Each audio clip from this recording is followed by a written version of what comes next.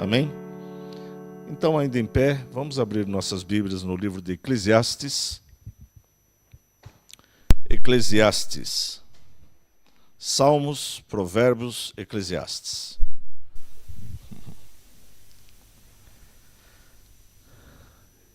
Eclesiastes, capítulo 1.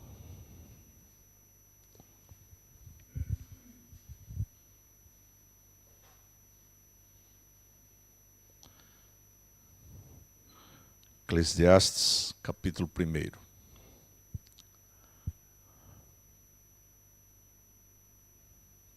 Diz assim a palavra do Senhor. Palavra do pregador, filho de Davi, rei de Jerusalém. Vaidade de vaidades, diz o pregador. Vaidade de vaidades, tudo é vaidade. Que proveito tem o homem de todo o seu trabalho, com que se afadiga debaixo do sol? Geração vai e geração vem, mas a terra permanece para sempre. Levanta-se o sol e põe-se o sol, e volta ao seu lugar onde nasce de novo. O vento vai para o sul e faz o seu giro para o norte. Volve-se e revolve-se na sua carreira, e retorna aos seus circuitos. Todos os rios correm para o mar, e o mar não se enche. Ao lugar para onde correm os rios, para lá tornam eles a correr. Todas as coisas são canseiras tais que ninguém as pode exprimir. Os olhos não se fartam de ver, nem se enchem os ouvidos de ouvir. O que foi e o que há de ser e o que se fez, isso se tornará a fazer. Não há nada, pois, novo debaixo do sol. Há alguma coisa de que se possa dizer, vê, isto é novo? Não. Já foi nos séculos que foram antes de nós. Já não há lembranças das coisas que precederam, e das coisas posteriores também não haverá memória entre os que hão de vir depois delas. Eu, o pregador, venho sendo rei de Israel em Jerusalém. Apliquei o coração a esquadrinhar e a informar-se com sabedoria de tudo quanto sucede debaixo do céu. Este fadonho trabalho impôs Deus aos filhos do homem para nele os afligir. Atentei para todas as obras que se fazem debaixo do sol. E eis que tudo era vaidade e correr atrás do vento. Aquilo que é torto não se pode endireitar, e o que falta não se pode calcular. Disse comigo, eis que me engrandeci e sobrepujei em sabedoria a todos os que antes de mim existiram em Jerusalém. Com efeito, o meu coração tem tido larga experiência da sabedoria e do conhecimento. Apliquei o coração a conhecer a sabedoria e a saber que é loucura e o que é estúcia, e vim a saber que também isto é correr atrás do vento. Porque na minha sabedoria há muito enfado, e quem aumenta a ciência, aumenta a tristeza. Capítulo 3. Tudo tem o seu tempo determinado, e há tempo para todo propósito debaixo do céu. Não há tempo de nascer, há tempo de nascer e tempo de morrer, tempo de plantar e tempo de arrancar o que se plantou, tempo de matar e tempo de curar, tempo de derribar e tempo de edificar, tempo de chorar e tempo de rir, tempo de prantear e tempo de saltar de alegria, tempo de espalhar pedras e tempo de ajuntar pedras, tempo de abraçar e tempo de afastar-se de abraçar, tempo de buscar e tempo de perder, tempo de guardar e tempo de deitar fora, tempo de rasgar e tempo de coser, tempo de estar calado e tempo de falar, tempo de amar e tempo de aborrecer, tempo de guerra e tempo de paz. Que proveito tem o trabalhador naquilo com que se afadiga. Amém? Até aqui. Vamos ter um momento de oração. Pai, nós te agradecemos pela tua palavra, Senhor, que agora será exposta, Pai. Que o Senhor nos fale ao nosso coração e que o Senhor traga reflexão através dela. Em nome de Jesus. Amém e graças a Deus. Os irmãos podem se sentar. Meus irmãos, dei um tempo hoje no livro de João para falar um pouco sobre a brevidade da vida ou como o tempo passa, a vida passa. Rapidamente ela se esvai. Quinta-feira passada, estivemos reunidos, toda a família, Brasil, Portugal, França. Estivemos na casa da tia Alice, que tantos motivos de culto ela me deu, né? Quantos exemplos, quantas vezes eu exemplifiquei nas pregações que fiz, quando queria falar sobre pessoa, sobre dificuldades, sobre povoados. Quantas vezes falei sobre Travanca do Mondego, não é? Uma pequena aldeia próximo de Penacova. Quantas vezes eu usei a ilustração? Eu penso que hoje Penacova, Travanca, estão um pouco mais pobres do que já são. Quinta-feira, então, estávamos todos juntos. Segunda-feira, faltou-nos um. Essa é a brevidade da vida. Quinta-feira estávamos todos bem. Segunda-feira, um já não estava. É assim que a vida nos mostra. E é interessante porque quando nós olhamos para a brevidade da vida, Tiago diz que é como uma neblina, que pela manhã ela está, mas vindo o sol, logo se dissipa. Interessante porque Tiago usa a ilustração do sol, que traz luz, que traz força, quando na realidade a morte nos traz um pouco de trevas, de tristeza, de dor. O pregador, ele diz que o tempo é só vaidade. Vaidade da vaidade. Quando estávamos a velar ali o corpo, ontem e hoje, olhando para aquela figura, para aquela pessoa ali, morta, nós olhamos e vemos que falta vida, que falta o sopro de vida. Ali é apenas uma matéria que está ali. Ela não era vaidosa, mas mesmo que fosse, toda a vaidade ali se encerra. Tudo aquilo que você pode prever da sua vida ali se encerra. Todos os sonhos, todos os planos ali se encerram. E é interessante porque o pregador ele nos fala muito bem sobre isso. Ele diz que tudo é vaidade. E a vaidade de vaidades, até mesmo aquilo que ele pediu a Deus, ele julga como vaidade. O que é que o pregador, que é o rei Salomão, pediu para Deus? Sabedoria. E agora no final ele diz que até mesmo a sabedoria é uma vaidade. Ou seja, tudo que nós podemos trazer para nós mesmos não passa de vaidade. Tudo o que nós queremos de benefício para nós é vaidade. Uma camisa nova, uma calça nova. Tudo é vaidade. E tudo um dia acabará, tudo um dia passará. E é assim.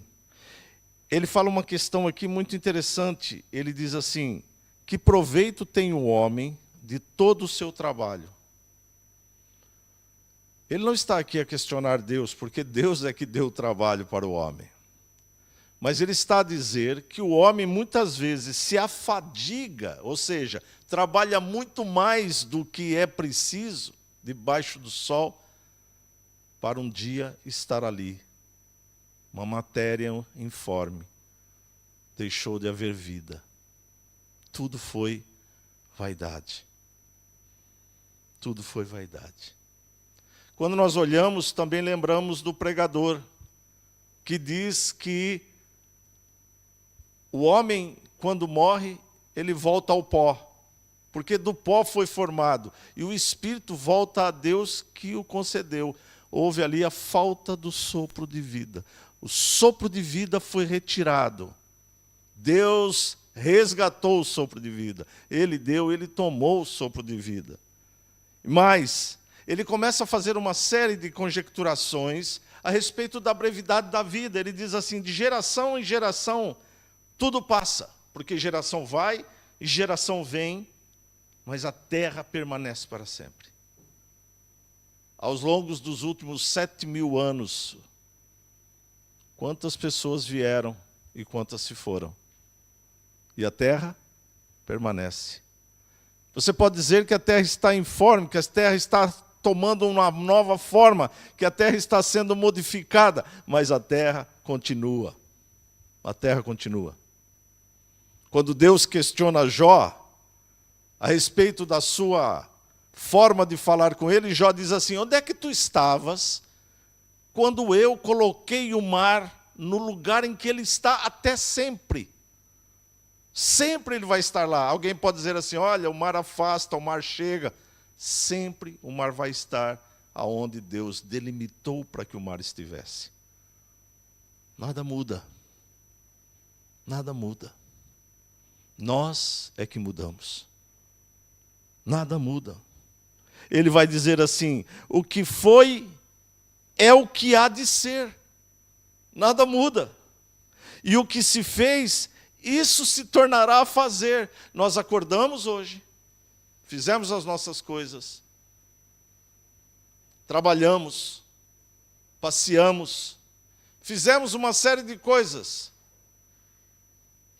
Daqui a pouco, o que nós vamos fazer? Dormir. E amanhã nós vamos fazer o quê? Acordar. E vamos fazer o quê? Trabalhar, ou passear, ou viver, ou morrer. Porque tudo é o mesmo. Tudo se renova. Então ele diz assim: não há nada de novo debaixo do sol. Não há nada de novo. Você fala: ah, pastor, mas há as tecnologias, há tanta coisa que se modifica. Não há nada de novo debaixo do sol. Porque aos olhos de Deus, Deus está no controle absoluto de todas as coisas. Não há nada de novo debaixo do sol. E ele continua aqui a fazer então as suas relações. Ele fala assim: levanta o sol e põe-se o sol. Ele está a se pôr. E amanhã, por volta das 5:30, 6 horas, ele vai aparecer. Vai percorrer todo o seu percurso, todo o seu caminho. E chegar pelas voltas das 9 horas, ele vai se pôr. No outro dia, 6 horas da manhã, lá está o sol. Vai percorrer toda a sua trajetória. E vai novamente se pôr. Porque todo dia é tudo o mesmo. Há alguma coisa de que se possa dizer: vê, isto é novo? Responde o pregador: não. Já foi nos séculos que foram antes de nós. Tudo é o mesmo. Sabe, meus irmãos, isso nos concede um conforto, um consolo. Saber que Deus está no controle absoluto de todas as coisas, quer seja vida, quer seja morte. Nada passa desapercebido diante de Deus. Hoje nós nos alegramos e amanhã choramos. É isso que ele diz.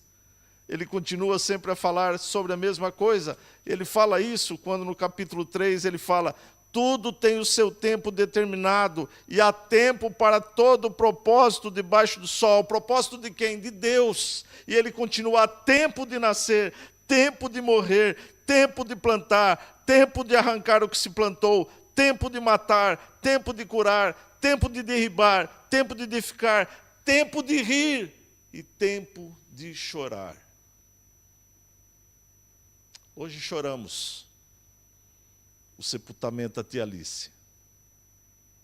Mas amanhã o sol nasce de novo. E depois da manhã ele vai nascer de novo.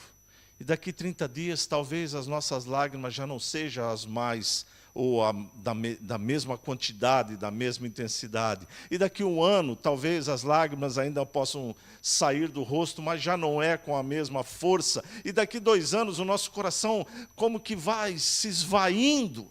E começa a ser lampejos.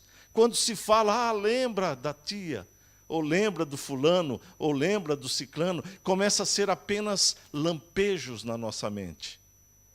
Sabe por quê? Porque daqui um ano alguém morrerá para substituir a dor que nós sentimos hoje. Vamos sentir a dor por outra pessoa. E tudo se renova debaixo do céu. Tudo se renova. Interessante porque o pregador, ele continua a dizer que o vento vai para o sul e faz o seu giro para o norte, volve-se, revolve-se na sua carreira e retorna para os seus circuitos. Todos os rios correm para o mar, e o mar não se enche. Ao lugar para onde correm os rios, para lá tornam eles a correr. O rio corre sempre.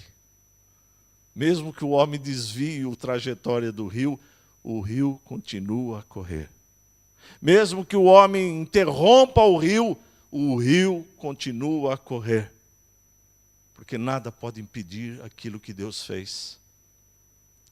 Ele continua, todas as coisas são canseiras tais que ninguém as pode exprimir. Os olhos não se fartam de ver, nem se enchem os ouvidos de ouvir.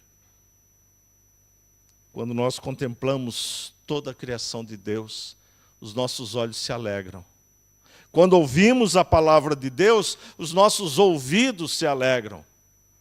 Mas quando olhamos um ente querido, já sem vida, os nossos olhos se entristecem. Quando ouvimos falar de perda, os nossos ouvidos se entristecem. É dessa forma que é a vida. É dessa forma que é a vida. Há alguma coisa de novo? Não. E o que é que foi e o que há de ser? E o que se fez, isso se tornará a fazer. Nada, pois, há de novo debaixo do sol. Sabe o que eu penso? Glória a Deus por isso. Não há nada de novo debaixo do sol. Nada já nos pode amedrontar, nada já nos pode entristecer, porque nós já conhecemos a tristeza. Nós já conhecemos o medo. Já conhecemos todas as coisas. Hoje meu filho Vitor levou os meus netos para ver o velório. E por quê? Porque aquela é a realidade. Aquela é a vida. Talvez amanhã ele veja o avô, ou a avó, ou a bisa. Como vai enfrentar aquilo? Tem que ser com naturalidade. Porque esse é o percurso que Deus fez. Deus fornece vida e Deus tira vida. Isso é muito bom saber disso. A nossa vida não está nas nossas mãos, meus irmãos. Quinta-feira, todos estavam alegres. Hoje, todos os que estavam alegres estavam a chorar. 3 dias apenas haviam se passado. Esse é o tempo da alegria. 1 dia, 2 dias, 3 dias, 1 hora, 1 minuto.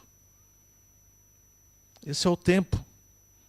O que o pregador está a dizer é exatamente isso. Tudo transcorre conforme Deus planeou. Tudo transcorre conforme Deus produziu, conforme Deus criou. E no versículo 11, ele diz assim, já não há lembrança das coisas que precederam.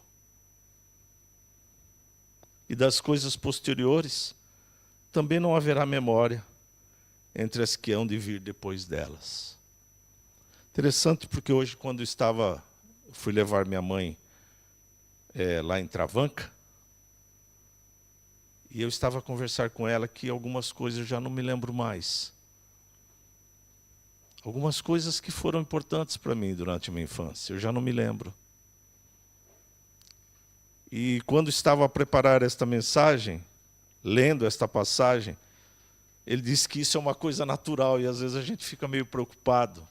Ei, será que eu estou ficando com Alzheimer? Será que eu estou ficando com alguma coisa? Esse é o ciclo. É o ciclo. Travanca é uma aldeia de pessoas de idade. Conheço grande parte deles ao longo destes anos que estamos aqui. E uma das pessoas que estava lá veio e me abraçou e falou, eu sei que você é o irmão do João, mas qual deles você é? E eu, assim, para brincar um pouco com ela, disse: aqueles que você achar, quem que você acha que eu sou? Você é o Sérgio. Sérgio é meu irmão mais novo. Eu falei: então que seja o Sérgio. E alguém que estava do lado falou: não, esse é o Vitor. Ah, e o Vitinho. A lembrança veio, mas já não lembrava mais. Deixou de me amar? Não.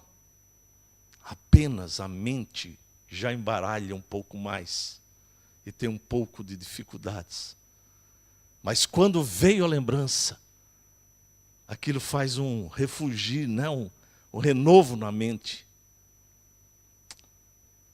Meus irmãos, o pregador continua a dizer assim: apliquei o coração a esquadrinhar e a informar-me com sabedoria tudo quanto sucede debaixo do céu. Este enfadonho trabalho impôs Deus aos filhos dos homens para neles os afligir. Ele queria saber todas as coisas. Ele buscou a sabedoria para conhecer todas as coisas. Mas Deus poderia chegar diante dele e dizer assim: onde é que tu estavas quando eu estendia todo o céu e todas as estrelas? Essa sabedoria o homem não tem, porque a sabedoria do homem é limitada. Ele buscou o conhecimento, ele diz assim: eu busquei tanto conhecimento, foi enfadonho, tanto que eu busquei. Mas Deus nos aflige com o conhecimento. Deus nos aflige com o trabalho. Deus nos aflige com a tristeza. Ele se alegra? Não. Mas esse é o preço do pecado. O preço do pecado nos traz tristeza, nos traz dor, nos traz aflição, nos traz canseira do nosso trabalho, nos traz fadiga.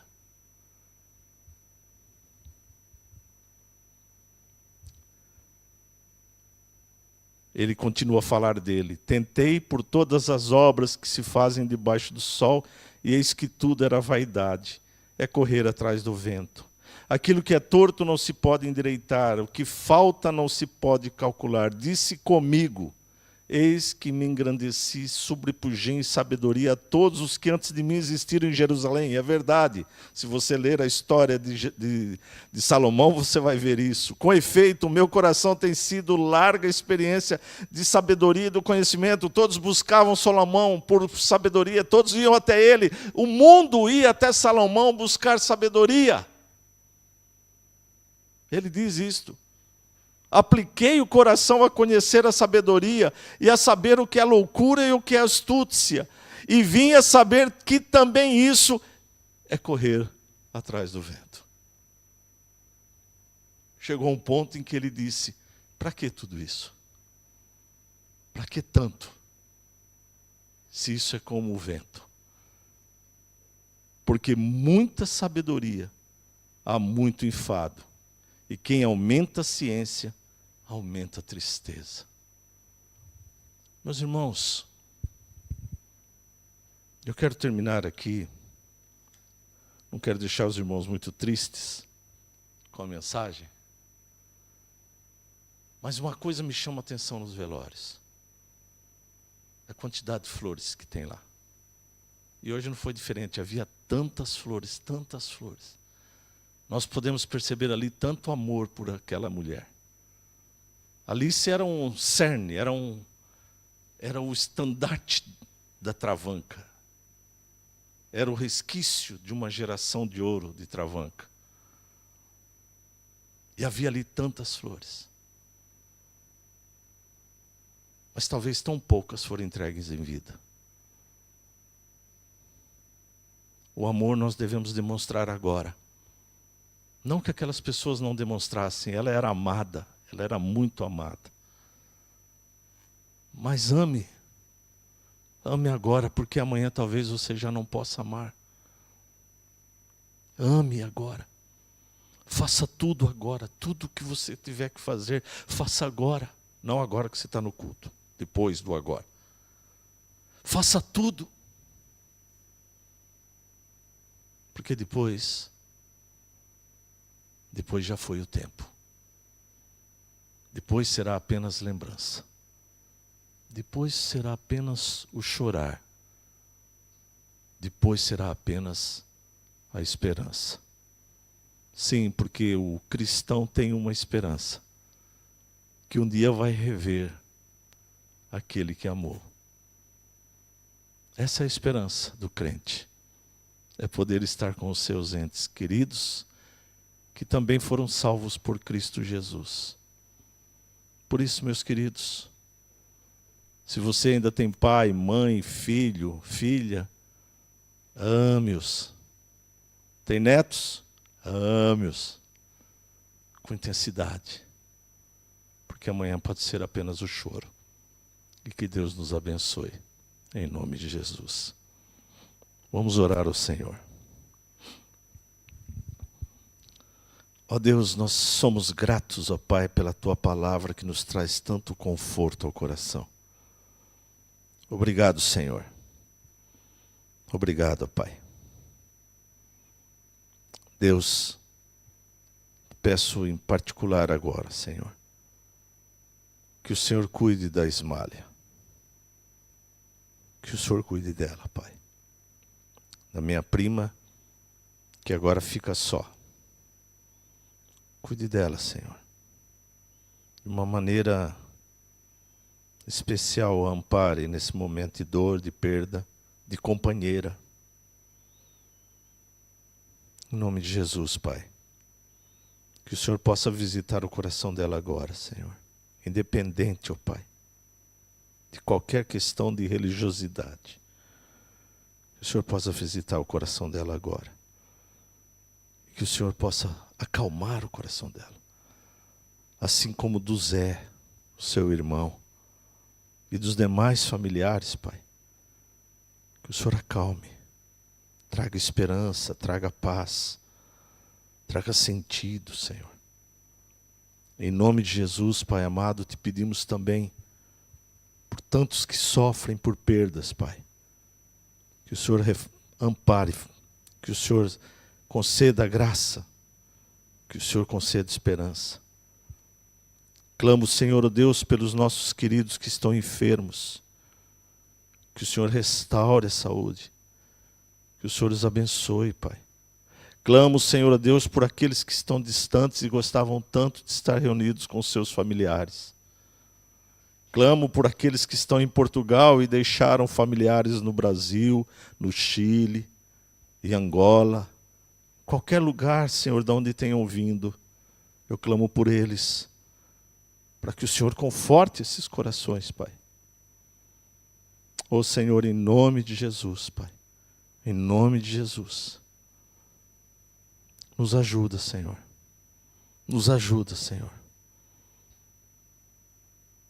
Que nós possamos guardar no nosso coração o que diz o pregador, há tempo de amar.